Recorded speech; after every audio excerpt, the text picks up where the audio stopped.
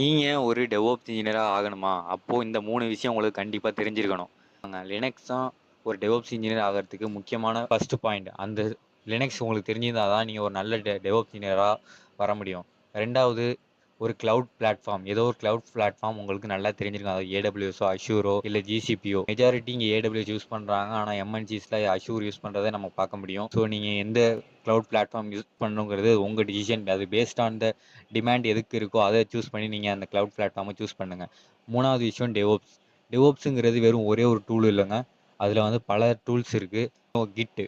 கிட்டு இல்லைனா கிட் அப்படிங்கிறது நமக்கு தெரிஞ்சிருக்கணும். கிட்டுங்கிறது வெறும் ஒரு வேர்ஷன் கண்ட்ரோல் டூல் தான். அது நம்மளுக்கு நல்லா தெரிஞ்சிருக்கணும். ரெண்டாவது டாக்கர். நீங்கள் டெவோப்ஸ் இல்லை க்ளவுட்னு வந்துட்டாலே நீங்கள் மோஸ்ட்லி கண்டனைஸ் பண்ண தான் ட்ரை பண்ணுவீங்க. ஸோ டாக்கர் உங்களுக்கு நல்லா தெரிஞ்சிருக்கணும்.